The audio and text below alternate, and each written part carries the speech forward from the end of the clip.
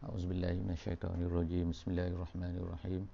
Alhamdulillahirabbil alamin wassalatu wassalamu ala asyrafil anbiya'i wal mursalin wa ala alihi washabbihi ajmain. Syukur pada Allah Subhanahu wa taala. Salawat dan salam kepada baginda Nabi sallallahu alaihi wasallam. Insya-Allah pada hari ini kita akan bersama-sama dalam muka surat 356 insya-Allah. Dalam surah An-Nur, insya-Allah hari ini ayat yang ke-44 dan seterusnya insya-Allah. A'udzubillahi minasyaitonirrajim. Bismillahirrahmanirrahim. Yuqallibullahu al-laila wan-nahar inna fi dzalika la'ibratan liulil absar. Sadaqallahul azim. Jadi ayat pada kali ini adalah membicarakan tentang salah satu lagi daripada kuasa-kuasa Allah Subhanahu wa taala yang diceritakan di sini, iaitu perkara nombor 2. Sebelum daripada ni, pada muka surat sebelum daripada ni, dia telah ceritakan salah satu daripada kuasa Allah Subhanahu wa taala. Jadi pada ayat ini pula ialah tentang penukaran yang Allah Taala buat di antara malam dan juga siang. Dan sesungguhnya itu semua inna fi zalika la'ibratan adalah pengajaran ataupun iktibar. Iktibar ni daripada perkataan ibrah. Ibrah dalam bahasa Arab artinya ialah melampaui ataupun menyeberangi artinya. Menyeberangi daripada satu tempat ke satu tempat, so dipanggil ibrah. Jadi dalam bahasa Arab bila sebut ibrah tu artinya ialah kita melampaui daripada satu perkara kepada satu perkara yang lain. Iaitu hanya bukan perkara ni saja, tapi dia mestilah melampaui. Jadi bila disebut inna fi zalika la'ibratan liulil absar, makna ulil absar ni ialah orang-orang yang mempunyai, kalau ikut absar maknanya mata, tapi maksud absar di sini ialah mata hati. Makna dia mata hati iaitu berfikir, nampak dengan hatinya. Jadi Allah Ta'ala jadikan pertukaran ni di antara siang dan juga malam ni jadi sebenarnya dia mempunyai tanda boleh berfikir bagi orang yang nak berfikir. Bagi orang yang ada hati yang betul-betul boleh berfikir, maka dia akan nampak lah kan. Jadi boleh kita bayangkan kalaulah siang ni selama-lamanya ataupun malam selama-lamanya, sarmadan dikatakan dalam satu ayat yang lain, sarmadan ila yaumil qiyamah, maknanya berterusan. Jadi apa akan jadi kalau malam tu berterusan? Manusia tu gelap lah. Makna apa jadi kalau siang tu berterusan? Siang berterusan maknanya tidak ada malam. Jadi bila tidak ada malam maknanya tak adalah nak tidur, tak boleh, susah lah kan jadi Allah Ta'ala jadilah cantik itu kan Jadi ada malam dan juga ada siang. Ada malam pendek, ada malam siang panjang. Ada kemungkinan sama di setengah-tengah tempat macam tempat kita ni kawasan tropika jadi kawasan khatulistiwa.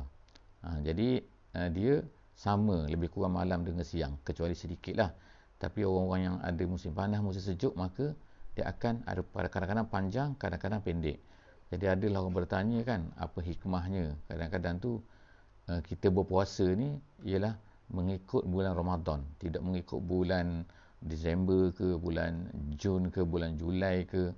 Sebab kalaulah kita boleh fikir secara mudahnya ialah kalaulah Allah Ta'ala jadikan puasa tu bulan Julai ataupun bulan Disember, sebab benda-benda ni semua ni bulan Julai, bulan Disember, Januari ni sebenarnya dah ada dah di zaman Nabi SAW. Bukan sekarang je ada, tapi dulu dah ada dah.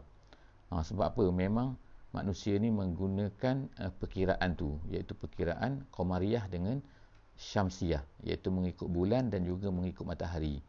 Jadi benda tu ada tujuannya masing-masing lah, bulan dan juga matahari tu. Tapi Allah Ta'ala telah mengambil bulan Qamariyah ni menjadi perkiraan untuk puasa, haji dan juga lain-lainnya. Sehingga selepas daripada 30 tahun, maka pertukaran tu akan berlaku lagi.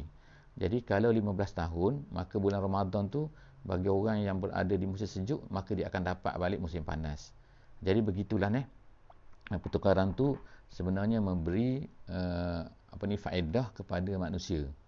Jadi di sini la'ibratan. Jadi maknanya sebab itulah kita kena fikir juga tentang malam dan juga siang tu. Seterusnya ialah ayat yang ke 45. Wallahu khalaqa kulla dabbatin mimma, dan Allah Ta'ala telah menciptakan kulla dabbah. Dabbah ni ialah semua benda yang melata di atas muka bumi. Itu kalau ikut terjemahannya ialah semua benda yang bergerak di atas muka bumi. Kalau ikut asalnya, dabbah ni ialah binatang yang berkaki empat. Tapi apabila Allah Subhanahu Wa Taala boleh digunakan juga, disebut kat sini kullad dabbah, semua yang bukan hanya yang berkaki empat, tapi semua sekali yang tak ada kaki, yang ada kaki, kaki dua, kaki empat, sebagaimana disebutkan dalam ayat ni. Jadi dalam ayat ni Allah Taala kata dia menciptakan khalaqa kullad dabbatin, menciptakan semua benda yang melata ni, yang bergerak ni. Jadi ialah semua dabbah ni asalnya maknanya seperti mana yang saya sebut tadi kan. Kemudian dabbah ni digunakan pada semua binatang yang ada ruh. Jadi binatang ni ada ruh juga macam manusia kan. Cuma ruh tu berbeza-beza lah. Jadi bila dipisahkan di antara ruh dan juga jasad, nama dia mati. Jadi bila Allah Ta'ala sebut kullad dabbatin, semua dabbah tu termasuk semua benda yang hidup ni. Kemudian min ma'in, semua benda tu adalah Allah Ta'ala cipta daripada ma'. Ma' ni ialah air. Tapi apa maksud air kat sini? Kalau ikut dalam tafsir jalan lain, dia kata air kat sini maksudnya ialah nutfah, iaitu air mani lah kan. Iaitu campuran tu maknanya lelaki dan perempuan, jantan dan betina, maka dia akan menjadi haiwan. Jadi hasil daripada sinilah maka ulama-ulama lah buat kesimpulan kan, mengatakan bahawa memang betul. Ulama-ulama sains lah, ulama ni maknanya saintis lah, ia telah membuat penyelidikan, mengatakan memang betul bahawa semua benda tu adalah datang daripada gabungan tu. Kemudian adalah salah kat sini penafsiran ni. Ada kan orang-orang apa ni dipanggil orang-orang yang tidak percaya kepada Tuhan dan sebagainya, yang kata bahawa semua benda ni berasal daripada air, iaitu semua benda ni datangnya duduk dalam air, kemudian mereka ni merangkak keluar daripada air itu, kemudian naik. Jadi itu adalah kepercayaan yang sesat lah kan, yang menyalahgunakan. Jadi ada juga orang Islam yang membuat penafsiran macam tu, iaitu semua binatang ni daripada air. Tapi maksud yang kita sebut tadi, air di sini ialah air mani. Faminhum man yamshi ala batnihi. Jadi Allah teruskanlah menceritakan ada yang jenis berjalan di atas perut seperti ular. Wa minhum man yamshi ala rijlain. Ada yang berjalan di atas dua kaki seperti manusia, seperti burung. Wa minhum man yamshi ala arba'. Ada binatang yang berjalan di atas empat kaki, iaitu binatang-binatang seperti kuda, seperti lembu dan sebagainya. Dan Allah Ta'ala tak sebut lagi yang lain-lain ni, tapi dia termasuk di dalam yang selepas daripada tu, iaitu yakhluqullahu ma yasha. Allah Ta'ala ciptakan apa yang dia kehendaki. Jadi dia nak gini, berjalan kaki 8, kaki 20, kaki macam-macam kan. Ada seperti kita kata lipan, banyak kaki dia. Ada serangga-serangga berkaki 6 biasanya. Jadi makna lebih tu Allah Ta'ala tak sebut lah kan. Tapi termasuk dalam yakhluqullahu ma yasha. Allah Ta'ala menciptakan apalah yang dia kehendaki. Innallaha ala kulli syai'in qadir. Jadi nak katanya Allah Ta'ala ni boleh ciptakan apa saja yang dia nak. Dia berkuasa kalau dia nak macam mana. Setengah-setengah benda mungkin telah dijumpai oleh manusia lah pada hari ini kan. Kemungkinan ada lagi binatang yang tak dijumpai. Kadang-kadang manusia ni kan dia masuk dalam hutan ni, masuk hutan Amazon, masuk hutan Afrika, masuk hutan batu sana, masuk dalam ikan di bawah lautan tu, dia akan jumpa binatang-binatang baru. Jadi ditulislah spesies-spesies tu. Itu adalah kerja manusia lah. Tapi nak katanya ialah Allah Ta'ala tu boleh mencipta semua benda dan dia mampu untuk buat benda tu semua. Ayat 46, laqad anzalna ayatin mubayyinatin. Seterusnya Allah Ta'ala sebut sini ialah Allah Ta'ala kata laqad anzalna, kami turunkan ayatin, tanda-tanda, mubayyinatin, yang menjelaskan. Ayat-ayat yang menjelaskan, tanda-tanda yang menjelaskan. Jadi ada dua bacaan mengikut ahli qurra, iaitu ahli qiraat dalam membacakan mubayyinatin tu. Ada satu bacaan sama seperti yang sebelum daripada ni yang kita ceritakan. Ada yang kata mubayyinat, ada yang baca mubayyanatin. Maknanya ya tu ada baris bawah dan ada baris atas. Jadi kalau mubayyinat, iaitu ayat-ayat itu yang menjelaskan. Menjelaskan apa? menjelaskan hukum, menjelaskan adab, menjelaskan apa yang boleh, apa yang tak boleh. Itu mubayyinatin, iaitu ayat Quran yang menjelaskan. Tapi ada juga yang kalau ikut bacaan yang kedua tu, iaitu mubayyanat, artinya ialah ayat-ayat yang dijelaskan, bukan menjelaskan, tapi ayat-ayat yang dijelaskan. Dalam erti penafsiran dia ialah maknanya semua ayat-ayat ni Allah Ta'ala jelaskan. Jelaskan melalui apa? Sama ada melalui ayat di tempat yang lain ataupun Allah Ta'ala jelaskan melalui datangnya Nabi, Nabi menjelaskan dalam hadis dia. Maknanya tidak ada yang confuse ke, tidak ada benda yang tak boleh difahami ke yang ada dalam Quran ni. Itu ayat mubayyanat. Kemudian wallahu yahdi man yasha ila siratin mustaqim. Allah Ta'ala lah yang menunjukkan kepada sesiapa yang dikehendakinya ke jalan yang lurus. Ke jalan yang lurus itu ialah Islam. Mengikut penafsiran tafsir jalan lain. Seterusnya ayat 47. Wa yaquluna amanna billahi wa birrasuli wa ata'na thumma yatawalla fariqum minhum min ba'di zalik wa ma ulaika bil mu'minin. Jadi ayat 47 ni Allah Ta'ala datang semula, kembali semula menceritakan tentang sifat-sifat orang munafik. Jadi kalau ikut ni dah tinggal dah sekejap tentang orang munafik ni. Sekarang datang balik. Dalam surah An-Nur ni nak cerita balik di antara sifat-sifat orang munafik.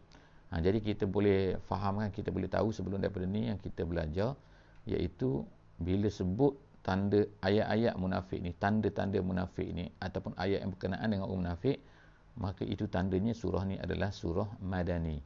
Sebab di Mekah dulu tak ada apa? Tak ada ayat yang menceritakan tentang orang munafik kerana tidak ada orang munafik. Jadi itu kita panggil dia at-tarbiyah bil ahdas kan, iaitu tarbiyah dengan peristiwa. Maknanya bila kita hadapi satu peristiwa, maka turunlah ayat yang berkaitan, yang nak mengajar manusia tentang mengajar orang mukmin terhadap peristiwa tersebut kan. Jadi itu adalah lebih mudah, lebih dapat difahami apabila adanya peristiwa. Jadi peristiwa orang munafik ni, orang Islam ni akan sentiasalah nak kenal. Jadi ayat-ayat turun ni, maka dia menjelaskan lagi. Kalau mungkin kalau tidak ada ayat ni, mungkin orang Islam ni kan ni betul ke sifat ni munafiknya. Jadi bila Allah Ta'ala ceritakan inilah sifat munafik, maka clear lah bahawa inilah sifat munafik. Jadi kita kata ada dua munafik ni, ada dua. Satunya munafik sifat, satunya munafik betul-betul munafik. Jadi yang zaman Nabi ni memang ada betul-betul orang munafik yang Allah Ta'ala cerita, maka itu mereka ada depan tu. Tapi kita sekarang ni, kita tidak tahulah, kita tidak boleh mengatakan orang ni munafik tak munafik. Sebab apa? Munafik akidah ni hanya diketahui oleh Allah saja dan diceritakan kepada Rasul. Sebab benda dalam hati kan. Jadi sekarang ini yang ada pada kita pada hari ini ialah sifat-sifat munafik. Jadi agak berbeza sikitlah sifat munafik dengan orang tu munafik. Orang munafik tu akidah. Jadi sifat munafik ini sifat-sifat yang ada pada orang munafik. Yang ayat di sini ialah ayat yang menceritakan tentang sifat orang munafik. Sifat munafik, tapi pada zaman Rasul tu memang mereka ni boleh confirm lah. Wa yaquluna amanna billahi wa birrasul. Mereka berkata, mereka tu ialah orang munafik. Orang munafik ni berkata, kami beriman dengan Allah, kami beriman dengan Rasul. Wa ata'na, dan kami akan taat. Itu cara percakapan orang munafik kan. Mereka ni sungguh-sungguh. Dalam ayat selepas daripada ni kita akan tengok lagi kan. Mereka ni sungguh-sungguh. Tapi kita tengok ayat ni dulu, iaitu 3 perkara mereka katakan. Kami beriman, kami percaya pada Allah, kami percaya pada Rasul, kami akan ikut cakap apa yang kamu cakap wahai Muhammad. Summa yatawalla fariqum minhum. Tapi tiba-tiba sekumpulan daripada mereka. Sekumpulan ini ialah maknanya ada macam-macam tafsir lah kat sini. Adakah sebahagian saja daripada mereka bersifat macam tu? Tak kan? Jadi orang munafik ni itu dicerita macam wakiknya. Apa yang berlaku ialah bila mereka ni rasa satu benda tu tidak menguntungkan mereka, mereka akan yatawalla. Yatawalla tu maknanya larilah. Lari, tak nak terima. Mim ba'di zalik, selepas daripada mereka bercakap tu. Wa ma ulaika bil mu'minin. Jadi Allah Ta'ala kata mereka ni sebenarnya tidak beriman. Yang beriman tu hanyalah cakap saja kata beriman, tapi sebenarnya mereka ni tidak beriman. Kemudian wa iza du'u ila Allahi wa rasulihi liyahkuma bainahum idza fariqum minhum mu'ridun. Tu lagi sifat munafik kan. Jadi benda ni kemungkinan lah kan akan berlakulah di kalangan kita kepada kita kan. Kadang-kadang kan sifat ni iaitu apa? Apabila diseru kepada Allah dan Rasulnya untuk liyahkuma bainahum, untuk menghukumkan di kalangan mereka. Maknanya untuk menetapkan hukum, tak apa kita balik pada Allah pada Rasul. Tapi mereka ni apa? Mereka ni mu'ridun. Mereka ni tak nak terima, berpaling. Kalau mu'ridun ini ialah kalau ikut penafsirannya a'rada ni ialah memang terus cakap tak nak bukannya berfikir dulu ke, bukan ambil masa ke, tak mu'ridun tu terus mereka ni berpaling. Dan ikut al-tafsir ialah maksud di sini berpaling ni ialah apabila satu benda tu tidak menguntungkan mereka. Sebab mereka ni pilih-pilih juga kan. Iaitu antara sifat munafik ni, dia tengok kalau apa yang ditetapkan oleh Islam tu, ditetapkan oleh Nabi lah sallallahu alaihi wasallam dalam ayat sini, dalam peristiwa di zaman Nabi tu, kalau benda tu untungkan mereka, mereka akan terima. Tapi kalau benda tu tidak menguntungkan mereka, merasa tak menguntungkan mereka, maka mereka akan tolak. Iaitu dijelaskan oleh ayat selepas daripada tu, iaitu ayat 49. Dia kata apa? Wa iyyakul lahumul haqqu ya'tu ilaihi muz'inin. Kalaulah keputusan tu memberi hak kepada mereka, maknanya memberi keuntungan kepada mereka, mereka akan cepat-cepatlah segera. Maknanya mereka ni pilih kan, memilih apa yang menguntung, apa yang tak untungkan mereka dalam hukum Islam ni. Jadi ini adalah sifat munafik kan. Jadi jaga-jagalah kita semua kan, iaitu kita sepatutnya orang mukmin ni dia akan apa? Dia akan terima apa saja. Apa saja yang kita nak kata macam menguntung ke macam tak menguntung. Kalau benda tu ketetapan Islam, maka kita kena terima. Sebab apa? Sebab dia mesti menguntungkan kita, dia mesti membawa kebaikan pada kita, walaupun kita tak mampu tengok benda tu. Kita tak mampu nak berfikir benda tu baik ataupun tak baik. Jadi seterusnya sini ialah Allah Ta'ala kata afi qulubihim marad. Ada ke dalam hati mereka ni ada penyakit yang dia kata ni. Amir tabu, ataupun mereka ni ragu-ragu. Jadi di antara kan mereka ni ada sakit iman lah maknanya kan, iaitu kufur sakit terhadap iman ni. Amir tabu, ataupun mereka ni sebenarnya adalah ragu-ragu terhadap hukum tu. Mereka tak percaya ni Muhammad menipu ke, Muhammad an yakhafuna. Jadi dalam ayat tu kata am yakhafuna an yahifallahu alaihim. Mereka takut apa? Yahif ni artinya ialah tidak cenderung ataupun tidak menguntungkan mereka. Jadi Allah ni menzalimi mereka. Jadi mereka ni pun menganggap Allah Ta'ala ni tidak adil. Jadi adil lawan dia zalim kan. Jadi yahif tu artinya ialah Allah ni tidak menyebelahi mereka. Jadi mereka berfikir macam tu kan. Berfikir macam Allah Ta'ala ni ada hukuman-hukuman dia, ketetapan Allah ni tidak menguntungkan mereka. Jadi dia boleh fikir macam tu. Itu adalah pemikiran cara orang munafik kan. Bal ulaika humuz zalimun. Allah kata sebenarnya mereka lah yang zalim, bukannya Allah yang zalim. Sebab mereka nak tuduh Allah, tapi mereka tak guna perkataan tu. Mereka guna perkataan yahif. Tapi yahif tu artinya ialah zalim lah sebenarnya.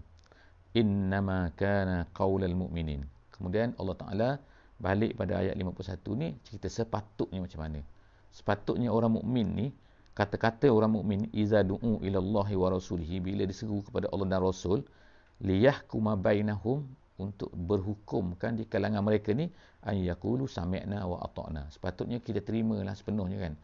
Kalau kita terima sepenuh, tak menguntungkan kita, kita terima, tak menguntungkan kita. Itu adalah sifat orang munafik. Jadi orang Islam sepatutnya sami'na wa ata'na wa ulaika humul muflihun. Mereka itulah orang yang berjaya. Wa man yuti'illaha wa rasulahu wa yakhshallaha wa yattaqhi fa ulaika humul faizun. Allah ulang lagi, iaitu siapa yang taat pada Allah, siapa yang taat pada Rasul, dan siapa yang takut pada Allah, wa yattaqhi.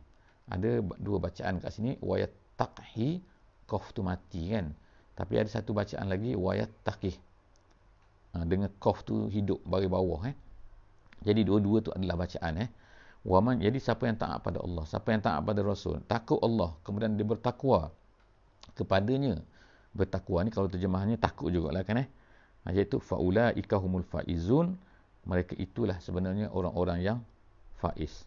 Dan yang terakhir dalam ayat ni, Allah balik lagi, cerita lagi. Yang tadi tu Allah Ta'ala cerita tentang orang munafik. Macam ni mereka ni. Sepatutnya orang mukmin macam ni. Tak sepatutnya macam tu. Yang terakhirnya dalam muka surat ni, ayat 53, Allah Ta'ala kata, wa aqsamu billahi jahda aymanihim. Mereka ni bersumpah. Maknanya tak cukup mereka kata kami beriman saja. Tapi mereka ni bersumpah. Billahi, bersumpah dengan nama Allah lah. Maknanya, kalau bersumpah dengan nama Allah tu, wa billahi wa tallahi. Tu menggunakan nama Allah kan. Jahda aimanihim. Jahda aiman tu ialah sumpah. Jahda tu bersungguh-sungguh maknanya. Mereka ni bersumpah, bukan bersumpah biasa, tapi bersumpah bersungguh-sungguh. La in amartahum la yakhrujunna. Kalau kamu suruh, la in amartahum, kalau kamu suruh mereka bagaimana? Iaitu suruh untuk berjihad. Sini mereka kata kepada Nabi lah seolah-olahnya kan, hey Muhammad, beritahulah demi Allah kata, kalau kamu nak suruh pergi mana-mana, pergi berjihad mana-mana ke, kami akan la yakhrujunna. Tengok kan, dia ada situ ialah apa ni, ada nun kan. Nun tu nama dia nun taukid. Nun tu bukan hanya nun mati, tapi nun bersabdu. Dia ada dua taukid ni. Taukid ni maknanya menyungguhkan, sungguh-sungguh kan. Kami akan keluar. Itu kan. La yakhrujunna, itu la yakhrujunna. Nun tu bersabdu menunjukkan bersungguh-sungguh tu tinggi bukan hanya nun mati. Kul la tuqsimu, katakan wahai Muhammad. Jadi Allah Ta'ala beritahu kepada Nabi supaya berkata kepada orang munafik ni, la tuqsimu, jangan duk bersumpah lah. Ta'atun ma'rufah. Ta'atun ma'rufah maknanya apa? Maknanya cakap kamu nak taat ke, kamu nak ikut keluar ke, kamu itu semua ma'rufah, tahu belaka dah maknanya. Ma'ruf tu maknanya, ma'ruf kat sini ialah tahu dah, kami tahu kan. Iaitu sebenarnya itu adalah penipuan. Kerana apabila dia datang daripada orang munafik, kalau kata macam mana pun, itu adalah memang ketaatan yang memang ma'rufah, ketaatan yang memang saja main-main saja kan, yang dusta saja. Innallaha khabirun bima ta'malun. Allah tahu apa yang kamu buat, iaitu orang munafik buat dan juga kita lah kan, apa yang kita buat Allah Subhanahu Wa Taala tahu.